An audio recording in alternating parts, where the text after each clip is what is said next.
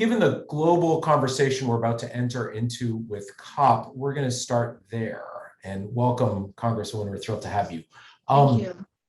So COP26 starts a week from today, where nuclear power is really going to be represented in a much larger way than it has in any of the previous global convenings on climate change.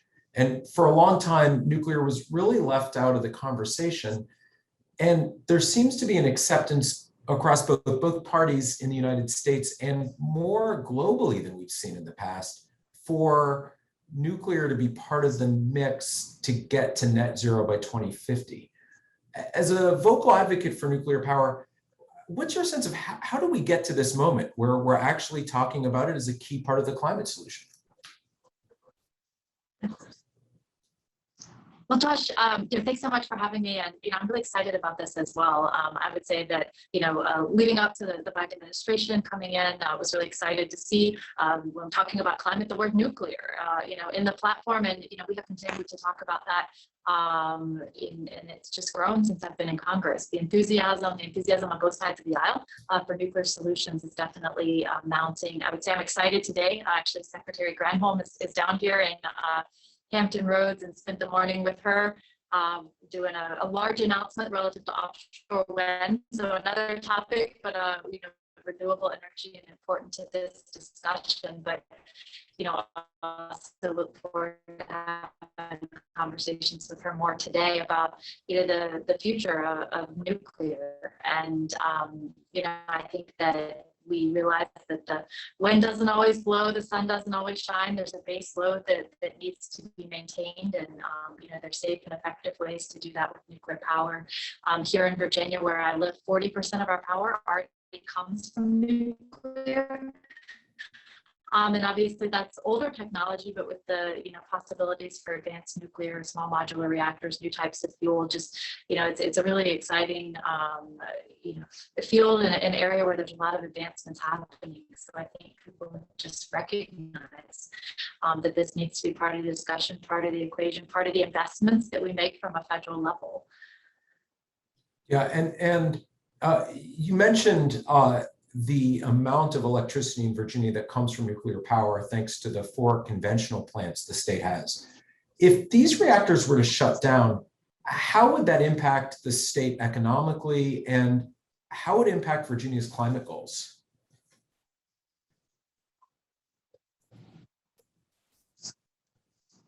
Well, it would have a huge impact, I would say, as far as the climate goals, and I was also with Governor Northam this morning, and the Virginia Clean Energy Act in 2020 set some very ambitious goals for Virginia, and I think one of the reasons that we can we're on track, and with a variety of things for the nuclear we already have, the offshore wind that we're going to be building. It's going to be the largest project in the U.S., the first in federal waters, and power about 660,000 homes.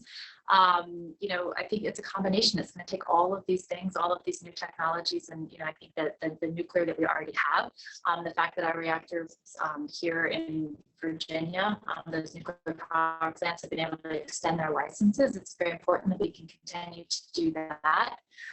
So there's no plans whatsoever to close those in Virginia, but I know some other areas of the country are facing challenges. There has been some decommissioning of nuclear power plants in other parts of the country. So the ability to continue to operate, to continue to license and move forward with those existing plants is very important, as well as investment in new technologies and new nuclear sources of power around the country.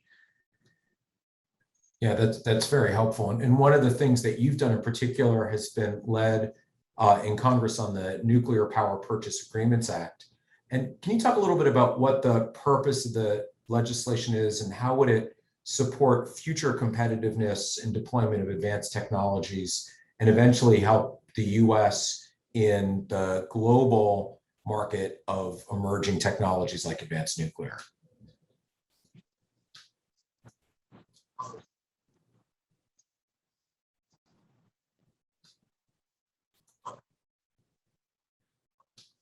And Congresswoman, it might help, I think, to turn off video. I think we're having a little bit of a bandwidth issue.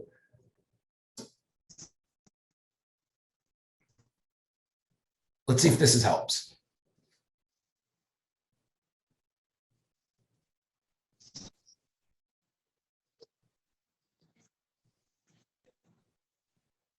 Congresswoman, just wanted to check, are you able to hear us? Well, certainly. So this is a piece of legislation that came out of legislation that we introduced last Congress. We introduced the House version, and Senator Murkowski and others introduced the Senate version.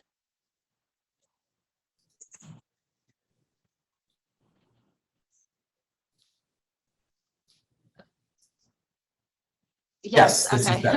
Well, what I would say is that the power purchase agreement legislation comes out of legislation that we launched last Congress, the Nuclear Energy Leadership Act, and that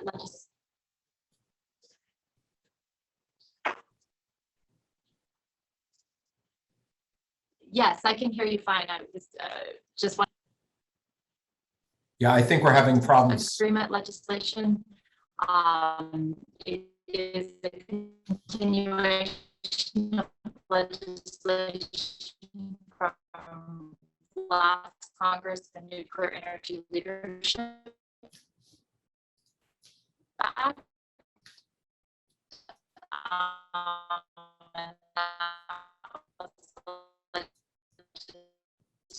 Legislation that I introduced in the House, Senator Murkowski and others in the Senate.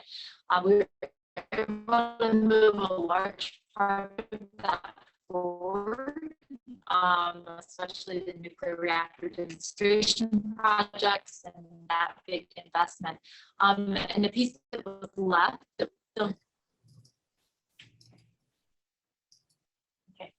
If you can pause for just 1 minute, let me please check my connection, okay?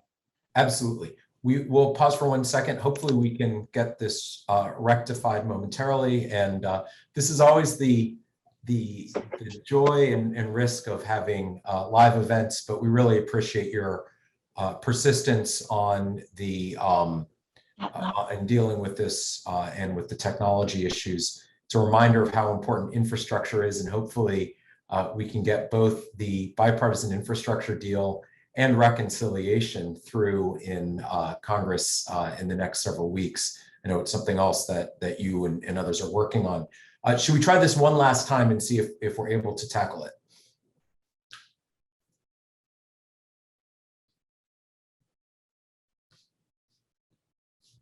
So Congresswoman, can you hear me, and are you able to respond?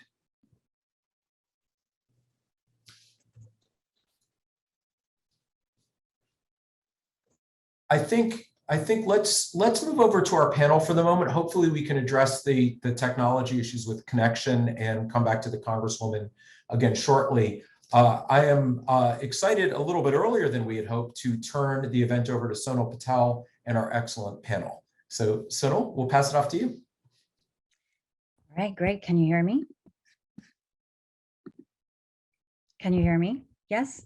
Yes. All right, great. Thanks very much, Josh. As Josh mentioned, I'm Sonal Patel. I'm an editor at Power Magazine, which is a globally distributed trade publication that has covered the power industry for what will next year be 140 years.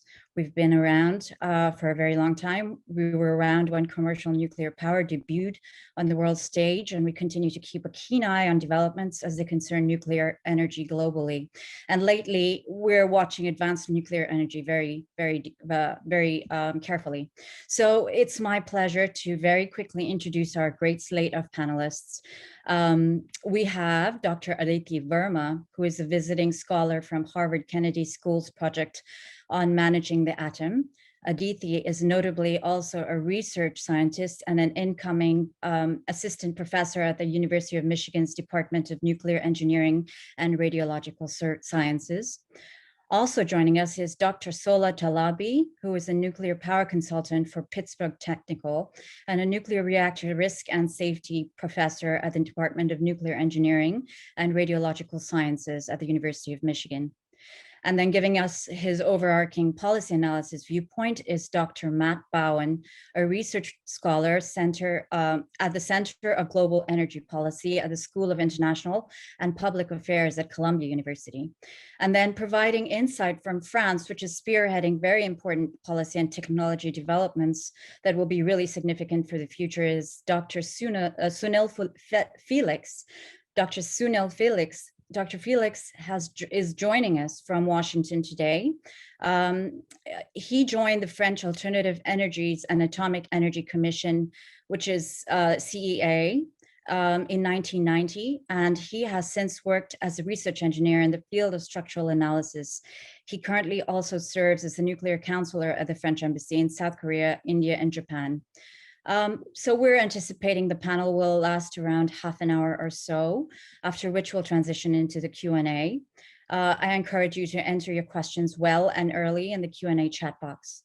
So I thought we'd kick off our discussion with a general question. A key topic at COP26, which is going to begin in just the next 5 days or so, will be to accelerate the transition away from coal. And in a recent report, the International Atomic Energy Agency suggested some feasibility for replacing 20% of coal generation with 250 gigawatts of nuclear, which in itself highlights an urgency for a rapid build out of nuclear capacity. So I wanted to gauge your input on the opportunities and pathways you envision as they relate to advanced nuclear's potential role in the global decarbonization. I think let's kick it off with Sola. Sola, the urgency associated with decarbonization implies that we might need to rely on large-scale nuclear build-out. I wonder if you'd comment on whether this should be solely emphasis on bigger plants to achieve the large-scale ambitious impact. Where is the role for advanced reactors? Are small reactors important, and how? Thank you, Sonal. Yes, so first, yes, there could be a role for, or should be a role for large plants, but not necessarily, because large-scale deployment does not necessarily require large plants, does not necessarily imply large plants. So for instance, instead of a single 1,000 megawatt plant, you could have 4 250 megawatt plants, right? Now we know that these smaller plants can be built faster. They can be built in a factory, and hence they can also be built in parallel. Also, there's the issue of diseconomies of scale between large and small plants, where the cost of a small plant is, we've actually seen, to be lower on a $1 per megawatt basis than a large plant. And this may not be, or rather this may be counterintuitive. And the reason for this is that large plants are complex, and complexity drives cost. It's not really so much the concrete that drives the cost, it's really the complexity of the system. Also, there could be an opportunity for faster learning curves associated with smaller, quicker, and simpler designs. It's also important to note that smaller plants are not necessarily this sort of concept of a scaled down version of a large plant. And to sort of explain this concept in terms that we can all readily appreciate, it's as though we've only ever had, at least using an auto analogy, it's as though we've only ever had large tractor trailers, and for the first time we're trying to figure out what a motorcycle looks like. So we currently have large reactors, and we're trying to figure out what a small modular reactor should entail. So if you look at a motorcycle has systems that are eliminated because of the size. So it's not, a motorcycle doesn't have a small radiator, it has none, because it's small enough to be air cooled. Similarly, these small modular reactors are small enough that they can take advantage of natural occurring phenomena to help achieve some of the safety objectives. This is particularly important from a cost reduction standpoint, and I know Aditi is going to speak about cost, but it's also important from simplicity of operation, because the 250 gigawatts you mentioned of generation that's going to be deployed, it's going to be deployed in some countries that don't necessarily have the human capital and resources in terms of well-established established regulators and say nuclear engineers to run these plants in the traditional way that they've been run in the West. So hence the simplicity of the design, which we can achieve from smaller plants, is really critical for that reason also. It's also important for risk reduction, because as these systems have been eliminated, the postulated risks of accidents associated with them are also eliminated. So in summary, yes, I believe there's a role for large plants, but there's several issues that small modular reactors and advanced reactors inherently address. Thank you, Sola. I thought, Aditi, you have a prior role working with the Nuclear Energy Agency and elsewhere, and you have had a keen eye on balancing the humanity and social issues and security as they relate to nuclear and nuclear engineering. So I wondered if you would give us some kind of perspective on how the cost factor fits in, how can we rethink the benefits and risks of nuclear power in the 21st century? Is there a way to prioritize equity and justice when developing nuclear policy and to include all available options, including advanced nuclear? Thank you, Sonal, for those questions. They're such important questions to be asking. And we haven't really asked these questions in the past as we've thought about developing nuclear technologies. And I think they're especially important questions and considerations to be factoring in now, because our reactor design and development paradigm is changing. So it used to be, in the past, as Shola has been telling us, we had these large gigawatt scale reactors that were sited far from population centers. They were designed primarily sort of in these larger companies where there wasn't typically a lot of work done to engage with communities. And that was perhaps fine for this earlier era of reactor design and development. But now, as we start to think of these smaller reactors, the small modular reactors, the micro reactors, what some even call the nano reactors. These are reactors which are intended by the designers and developers as potentially providing community scale sources of heat and electricity. And that's a fundamentally new paradigm. And so in this sort of new phase of reactor design and development, it becomes much more important to anticipate and to think about what communities might want from these sources of energy, which effectively now become distributed. And so when we start to think about reactor design and development in this way, I think we also have to think differently about the benefits and the risks. I think historically, we've thought about the benefits and risks primarily in economic terms. And I think, again, in the past, that way of thinking about the benefits and risks has sufficed. But now, as we think about embedding these technologies into communities and around communities, we have to think about a few other things. How might these technologies impact the ways of lives of the communities where they might be embedded? How might they impact the sort of local socioeconomic political infrastructure? How might they be aligned with or not aligned with the values of the communities where they might be sited? And is there trust between the communities and the developers in the nuclear sector? And so these sorts of questions become important as we think about making nuclear energy itself a distributed source of energy. And so as we continue down that path, I think we have to really think carefully about how we can bring in these community perspectives into the very early stages of design and development. And this is what I and my colleagues in the nuclear department in Michigan, these are the types of questions we're increasingly starting to think about. Thanks, Aditi. I think now we'll move, and I just wanted to gauge on a larger level from the US policy backdrop. Matt, you have had quite a lot of experience watching this space, looking at it. now the US has made a real concerted effort to regain its nuclear leadership with a commitment to demonstrate advanced nuclear reactors. We have 2 demonstrations underway, lots of funding from the DOE. Why is it so important for the US to be a global leader in advanced nuclear, against this backdrop of increasing urgency on climate change?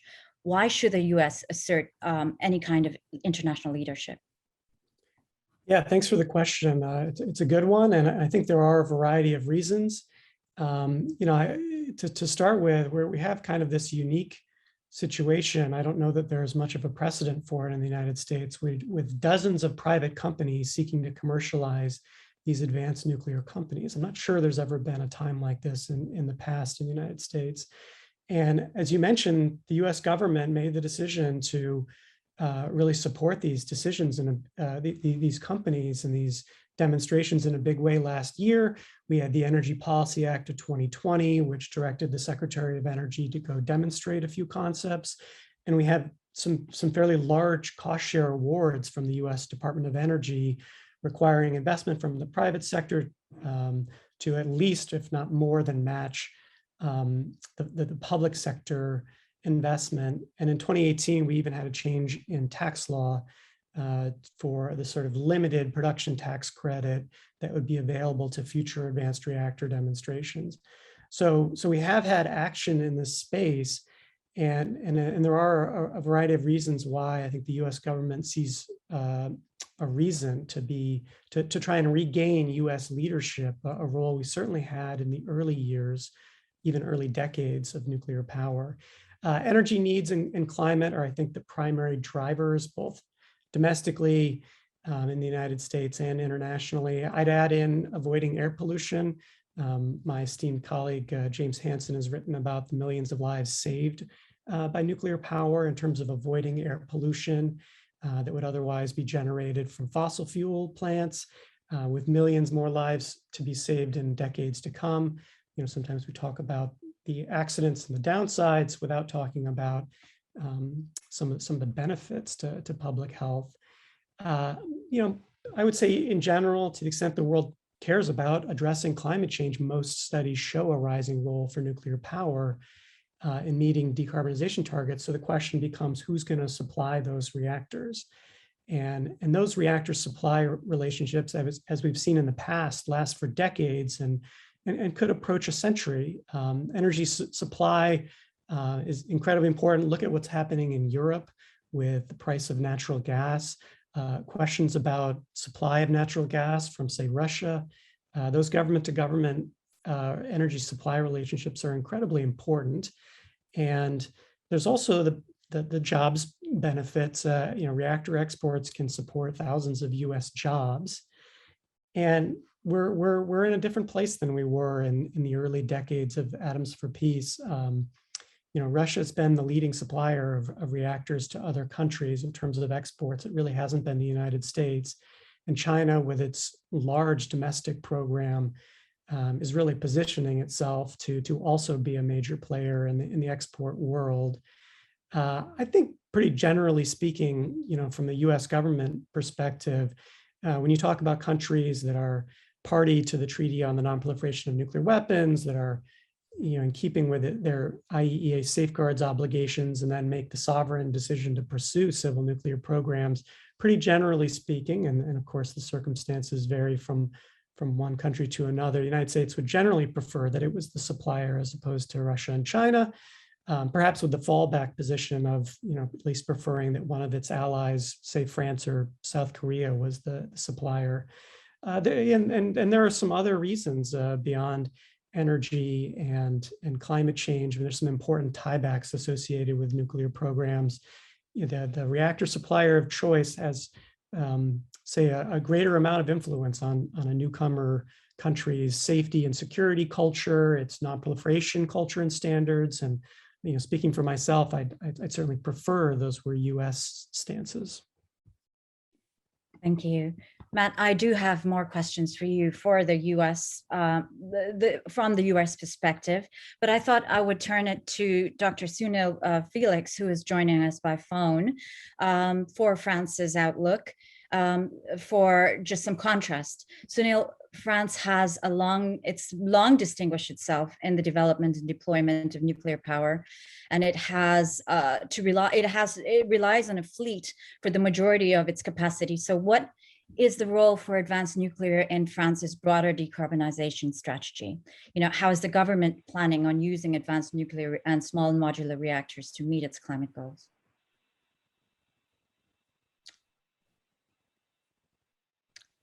And again, he's joining us by phone. I think, can you unmute?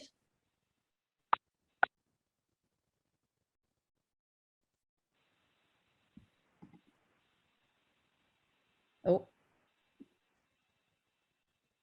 I think we are having a little bit of a, just try again and unmute Sunil, I think, one time. Can you hear? Can you hear me now? Yes, Can you hear me? you are. Okay, excellent. My apologies for these technical issues. France seems to be very good at nuclear energy, but not at using phones. Apologies for that. First and foremost, I would like to thank Third Way and all the organizers of this event for giving me this opportunity to speak today on the role of advanced nuclear in following a decarbonization strategy. So in answer to your question, I would say the following. France has some decisive assets to address its decarbonization challenge. In particular, it has a very low carbon electricity mix owing to its large nuclear fleet, producing typically 75% of its electricity. And as an early leader in setting out an ambitious energy transition program, France is heavily engaged in diversifying its electricity production mix to make it more resilient and to foster technological progress to reach a net zero emissions target by 2050, as written in its 2019 Energy and Climate Act. The national low carbon strategy and a multi-annual plan for energy actually paved the way for these long-term targets. And France is engaged in an ambitious innovation and R&D roadmap for energy transition. For instance, in the recent announcement concerning the post-COVID French recovery plan, the French Prime Minister announced massive investment to support research and technology development involving public stakeholders such as CEA, CNRS, and other universities in synergy with the industry. So this is the general political context and an environment aimed at reaching the country's decarbonization targets. At a more technical level, I would say, let me just say a few words about CEA, the French Alternative Energies and Atomic Energy Commission. CEA, like I said previously, is a public research agency. And in order to fulfill France's energy transition objectives, the mandate of CEA has been confirmed towards producing research, development, and innovation activities in the field of low carbon energies, including renewables energies, and together with nuclear energy. So in these areas, an innovation policy and ambitious R&D are needed, which include fundamental and technological research. And 4 pillars actually drive this research work. The first pillar is decarbonize energy production with nuclear and renewables, which means that from now on, we no longer have to consider nuclear and renewables as rival energy sources, but complementary. For example, one very illustrative example of coupling is production of hydrogen through nuclear technology. Second pillar, a system approach including storage solutions, multi-energy vectors and conversion, grid flexibility, and smart grid management. Third pillar, energy efficiency, sustainability, and circular economy. And the last but not the least pillar, our global energy scenarios with techno-economic analysis in order for these new energy systems to be economically viable. Thank you, Sunil. I do have some questions to follow up, but I thought I would turn it to back to Matt. Matt, having heard what Sunil said in terms of what the CEA does, it's a targeted sort of roadmap that they have. Do you, in your opinion, do you think that the US could benefit from an energy policy that sets out very distinct developmental milestones? For example, when we look at Russia and we look at China, we have a lot more, I guess, speedy results. You would say the achievements are quicker. Why, can you explain what the gap is, if there is an explanation that's simple? In terms of the challenges in the United States, you know, in the 2000s, there was some discussion about a nuclear renaissance, which, you know, kind of petered out in the face of very low natural gas prices, the availability of fracking, and you also had a decrease in projected electricity demand from the recession back in 2008. So that definitely put a damper on talking about new nuclear, and adding to that, the only kind of reactors that survived that way, the AP1000s, the first construction in the United States, has not gone well. It's gone badly. But you know, we're also in a different world now, where we've reached at least the first international agreement, the Paris Accord. We've had the development of state clean energy standards, where states have announced legally binding decarbonization targets. We've had utilities that have announced non-binding targets, but it's still an intention to reach zero carbon. And we're now looking at, I think, the 2020s as the time period for demonstration. And that may bleed into the 2030s for some of the companies. But, you know, I think the intent is to have these zero carbon dispatchable options available. Should we ever get really serious about climate change? And I'd argue in terms of US law and regulation, we aren't that serious when you get outside of this patchwork of state policies and some, you know, subsidies and R&D here and there. So it is a challenge bringing a first of a kind reactor to demonstration. The utilities that are involved, you know, take on some risk, which is that is part of the rationale for the cost sharing program is to mitigate that first of a kind risk, and try to match what the advanced reactor demonstrations going on in other countries, so that we are at least able to compete later on. Thank you. And then Sola, you've been at the forefront of these discussions on a national level, and you have insight on the larger class of third generation reactors, like the AP1000, which are delivering heat and district heating and desalination for China at Haiyang. What can we take away from those projects here in the US? And what is your view on how we can establish this feasible nuclear future that isn't really power centric? Sola, you're on. Thank you. Thank you. Thank you, Sunil.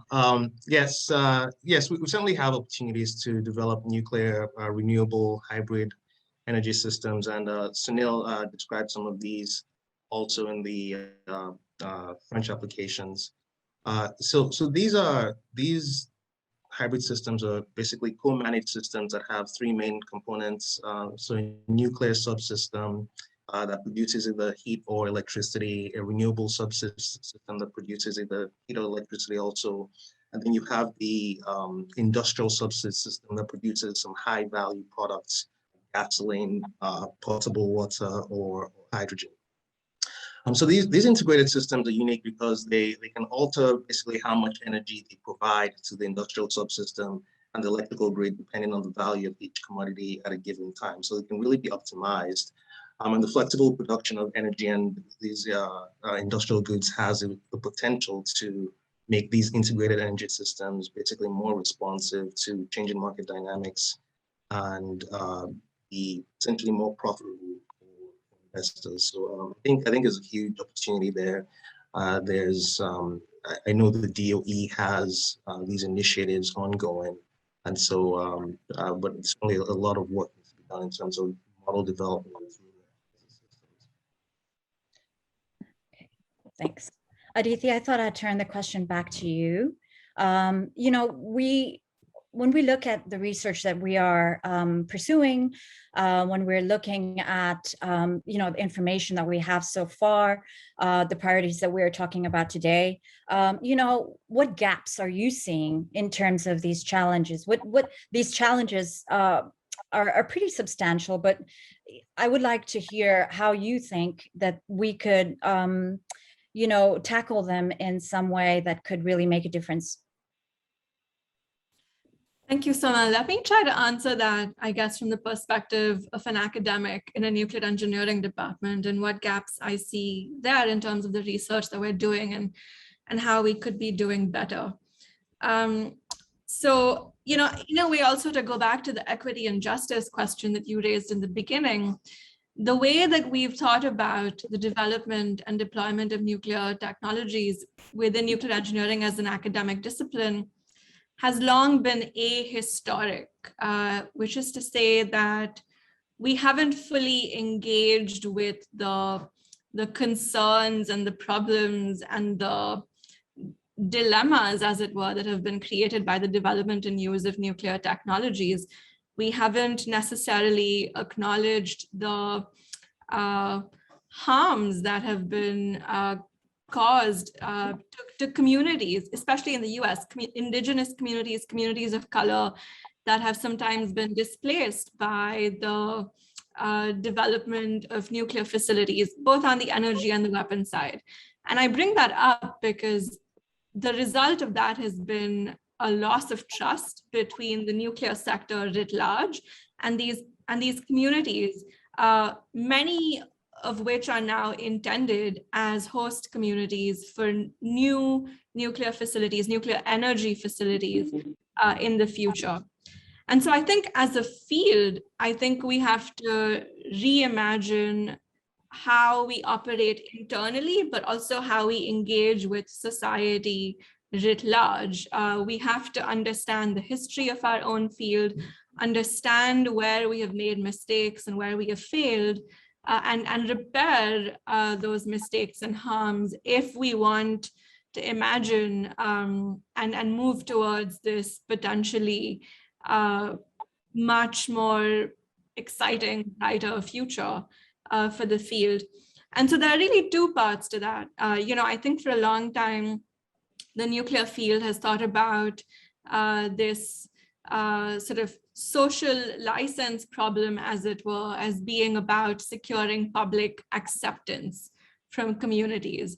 And I think that framing also has been quite flawed because in some ways we've tried to sort of push our technologies on communities as opposed to engaging in constructive two-way dialogues and discussions about who might want these technologies when, whether it makes sense. And so I think we have to orchestrate, we have to orchestrate the shift from public acceptance to public engagement. And when we hear a no, we need to back off. The second thing that we need to do as part of this shift in the way that we relate to society and the shift from public acceptance to public engagement is to really bring community perspectives into the very early stages of technology design and development. And I think I'm repeating myself a little bit here, but I think there's really an opportunity here for nuclear engineering academics in particular to sort of reinvent and reimagine the design process. And it's not as if we're sort of doing this in a vacuum and we've come up with this as a new way to do design and development. I think a lot of people are starting to recognize that there's a need to do this. The reactor designers and developers who want to cite their new reactor designs in communities, they recognize that they need to engage with these communities, but they haven't quite figured out how. The Department of Energy too, for example, in its most recent funding opportunity announcement, calls on researchers and reactor designers to develop a socio-technical approach to reactor design and development that centers principles of equity and environmental justice, that meaningfully sort of builds in this public engagement into the early stages of design and development. And so I think that is the direction that we need to be headed in as we think about the future of nuclear energy technologies. The technologies themselves are changing. They're going from these large gigawatt scale facilities to potentially much smaller distributed technologies. And so as we as we move to a new set of technologies, we also have to transform how we think about where and how those technologies should be used and embedded. And I think researchers have a very important role to play in sort of reimagining what that new paradigm needs to be. I'll stop talking. Thank you. That was really great, and you really highlight the benefit that collaboration can bring. I really wanted to ask Matt. We have one of the issues that kind of stall our development here in the U.S. is on the regulatory front. I wonder if you had any insight on how collaboration could help move that along. Very quickly, because we are going to move to questions in about a few minutes. Again, I ask the audience to put their questions into the Q&A, and we'll pose them in the last 10 minutes of the panel. So Matt. Yeah, thanks for the question. And that's something that I've been working on. I think is really important. Collaboration. There was a time where the United States could maybe go it alone. I think that time has long since passed, and we get key components for our nuclear power plants like the AP1000 from our partners. I think greater cross-investment and collaboration between U.S. advanced reactor companies and some of our allied entities, I think would be great. NuScale has found a number of partnerships that has worked for them in terms of South Korea's Doosan invested in NuScale in exchange for a role in the supply chain. The French actually make from their facility in the state of Washington about a quarter of the fuel that supplies the U.S. reactor fleet. And the cost of doing all the development work and the licensing and testing, it's a lot of money. So opening up areas of investment from our allies would be a good thing. And one area I think is really important when we get to deployment is fixing this statute from 1954, a very different time related to foreign investment. That has been a problem for investment from our allies into U.S. reactor projects. We've had some activity in Congress on this. The American Nuclear Infrastructure Act from last year had a provision that would address this. There's been some more legislative activity this Congress.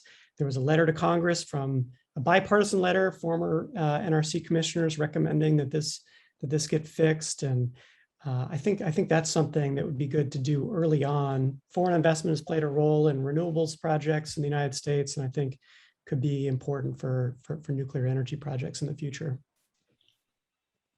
Thanks. And Sunil, I guess for the closing comment, how can the U.S. government collaborate with the French government to help accelerate the deployment and development of advanced nuclear reactors? Yes. There you go. Thank you very much, Sonal, for this very interesting question. I see two possible areas of cooperation. The first between France and the US. The first area is related to reactor technology, and the second area is related more to fuel cycle technology. On the reactor side, as you all know, there are two kinds of advanced reactors.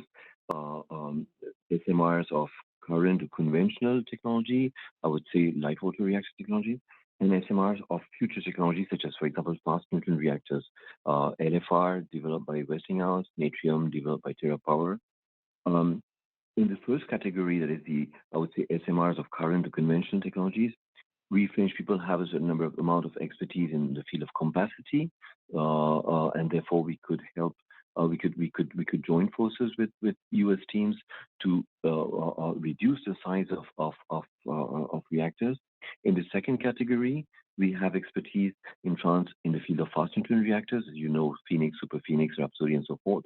And therefore, we could help, and we could join forces with the U.S. Teams on SMRs of advanced technologies. On the fuel cycle side, there are here.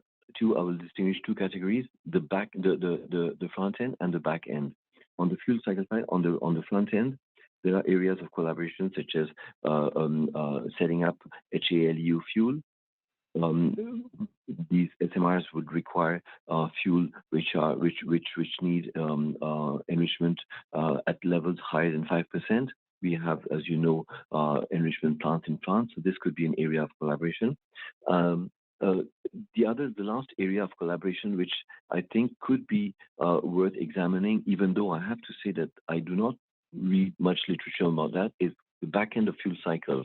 When we talk about, we mainly focus in literature and in specialized magazines, we mainly focus on the reactor side. We talk about not all the developments currently being undertaken on the reactor side, but we never address what kind of back-end policy will apply to these reactors. Will they be burners? Will they be breeders? Will they burn minor actinides? So I would like to know, in the next few years, I'm supposed to spend here in the US. I would like to know what kind of back-end policy is envisaged for all these SMRs, and depending on the kind of policy which is then adopted, we could most probably find areas of collaboration between France and the US.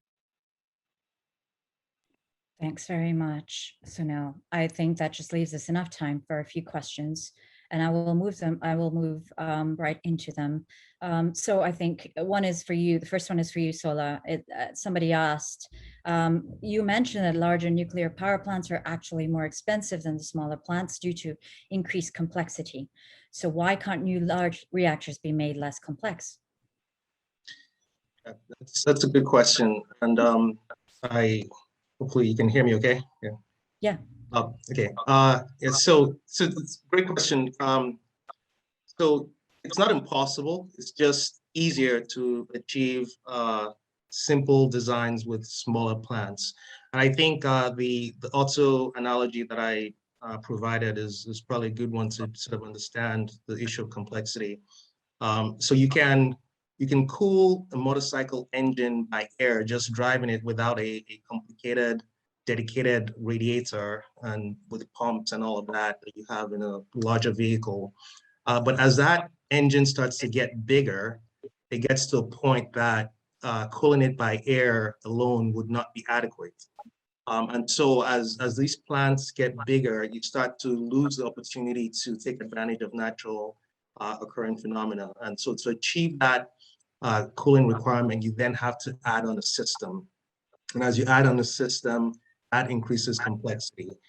So if you think about it, you then have to design that system, build that system, analyze accidents that are introduced by having that system, and then have the regulator also ensure that that system is working as expected. So once you tag on a system, you really drive complexity. And I think, just even looking at the concept of juggling balls, it's very easy to juggle two balls. It's exponentially more difficult to add on a third ball when you juggle it. And that's sort of what you have with complexity. The more you can eliminate systems, it really, really simplifies systems complexity and drives down cost. All right. Thank you, Sola. And moving on, there is a question for Aditi. How do you balance the fact that there are always going to be communities, or at least members of communities, that say no to any project? And these happen to solar and wind projects. Even, some of them get significant local pushback. So how do we deal with that? Yeah, that's a great question. I think for any project, probably there will be dissent. I think it's very difficult to get sort of 100% buy-in anywhere. But I think what will be important, especially for future nuclear projects, for the developers of those projects to figure out, is where that dissent comes from. I mean, is the dissent originating from concerns that this new project would significantly alter or adversely impact the way of life in a community? Is the dissent coming from sort of the loss of trust between the community and the nuclear sector because of our histories? of just how we've engaged with communities. So I think when we hear a no, sometimes the answer just is to back away. But even in the process of doing that, I think it is worth trying to understand where that no is coming from. And we might not be able to change that no to a yes in many cases. And that's fine, because we're not here to push our technologies on people and communities that don't want them. But it is our duty and our role to understand why that might be the case, why we're not getting the buy-in that we perhaps expected to have, because that no is then an opportunity for us to learn and do better in the future. Thank you. I think we have time for just one more question. This question relates to the state of policy, I guess, and the pushback, or I guess its impact on competitive markets. So many states are giving zero emission credit subsidies to nuclear plants in their states, but non-nuclear generators say that these are unconstitutional, and they harm ratepayers and subvert organized power markets. Should nuclear plants stand on their own, or should they be subsidized with taxpayer dollars? I think this question is for you, Matt, most fittingly. I think that Sunil might even have an interesting perspective for us. So, or Sola. Yeah, so I'll be quick and say, of course, one of the biggest drivers for states and deregulated markets that have these nuclear power plants that are troubled has been the low price of natural gas. And in terms of external costs, of course, those natural gas plants aren't paying for their carbon dioxide emissions. There's no carbon tax, there's no federal policy ultimately pointing us away from natural gas use, which will have to ultimately be eliminated in a decarbonization scenario. There's probably room for a wider discussion on how well deregulated markets are doing at addressing things like reliability, with the challenges that have taken place in Texas and in California. My preference would be to have a kind of level playing field and have a carbon tax or a cap and trade or national clean energy standard, and then and try and get away from all these individual subsidies, both at the state and federal level. Sunil or Sola, do you have a response or any insight on this? How do we deal with the markets and versus the subsidies here? If I may just add one comment on this particular point. If you look at the current situation in France and in Western Europe today, you see a skyrocketing of energy prices. And this phenomena also hit also hit France. Whereas there's a contradiction somewhere. On the one hand, France, if you just look at its nuclear production, the electricity cost in France is 20% lower than the average European Union electricity cost, thanks to France's nuclear fleet. And despite that, the energy prices in France, electricity prices are soaring. The simple reason, the reason is simply because electricity prices are indexed to the price of gas. So it is very unfair to have, on the one hand, electricity, which is among the cheapest in the whole of Europe, and on the other hand, electricity price, thanks to nuclear energy, and on the other hand, consumers who have to pay a lot because the price of electricity is indexed to the price of gas.